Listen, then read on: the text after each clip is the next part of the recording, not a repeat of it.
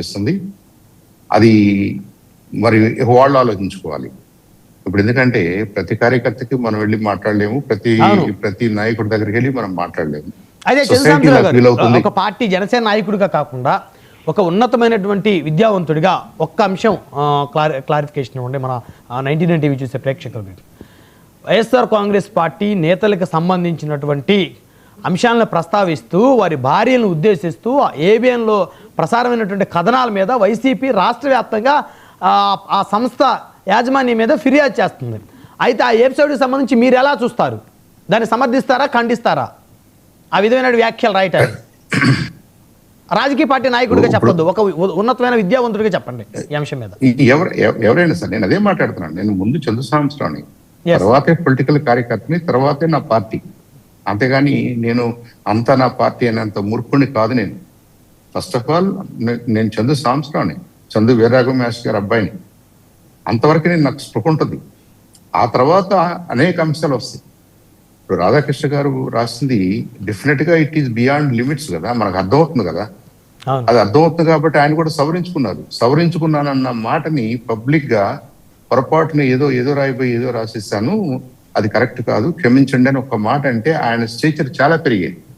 ఇంత గందరగోళానికి దారి తీసేది కాదు, ఇన్ని మ్యాన్ అవర్స్ వేస్ట్ అయ్యేది కాదు.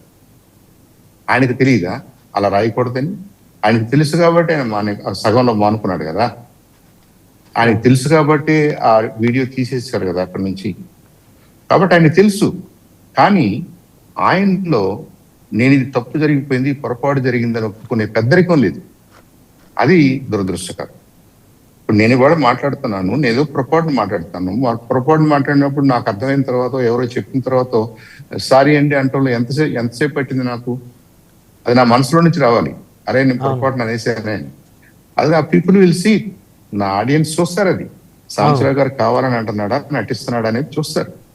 కాబట్టి ఐ థింక్ రాధాకృష్ణ గారు ఏ ఉద్దేశంతో రాసినా, ఎలా రాసింది తప్పు కాబట్టి దానికి ఆయన వెంటనే విత్డ్రా చేసుకున్నట్టుగా పబ్లిక్ కి చెప్తే ఒక మాటలు అయిపోద్ది.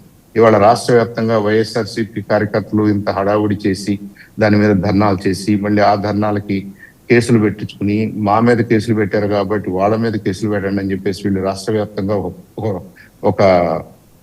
ఒక కార్యక్రమాన్ని తీసుకుని, ఇదంతా వేస్ట్ ఆఫ్ రిసోర్సెస్ కాదా? ఇదంతా వేస్ట్ ఆఫ్ రిసోర్సెస్ కదా. ఎవరికి ఉపయోగం ఇది? కాబట్టి ఐ థింక్ పార్టీల్లో ఉన్నటువంటి పెద్దలు డెఫినెట్ గా దీని మీద మనసు పెట్టాలి, దీని మీద మనసు పెట్టాలి. మీడియాలో ఉన్న పెద్దలు మరి ముఖ్యంగా దీని గురించి మాట్లాడుతూ ఉండాలి. ఎందుకంటే మనం సాధించేది ఏముండదండి. జరగాల్సిన పనులు నిదానంగా జరుగుతూ వెనక ముందుగా మనం అసలు సొసైటీనే తప్పుదారి పట్టిస్తూ, సొసైటీలో ఎంత అన్రెస్ట్ ని క్రియేట్ చేస్తూ, పొలిటికల్ కార్యకర్తలు అంటే వాళ్ళేదో బ్రాండెడ్ ఎనిమీస్ లాగా, వాళ్ళేదో యుద్ధాలే చేసుకోవాలి, మాట్లాడుకోకూడదు, ఒకళ్ళకొకళ్ళు చూసుకోకూడదు, పలకరించుకోకూడదు అన్నటువంటి వాతావరణం is not at all good. It's not good for the individuals, it's not good for the parties, it's not good for the state. ఏ కోణంలో చూసినట్టు కరెక్ట్ కాదు. ఇక్కడ పెద్దలు ఉన్నారు, తులసిరెడ్డి గారు. నా ఉద్దేశం 20 సంవత్సరాల నుంచి మేము అనేక సందర్భాల్లో డిస్కషన్స్ లో పార్టిసిపేట్ చేసే అవకాశం నాకు వచ్చింది ఆయనతోటి. He's definitely well educated, well mannered, ఇప్పుడు రీసెర్చ్ చేసి వస్తారు ఆయన పేపర్స్ తీసుకుని. It's an inspiration.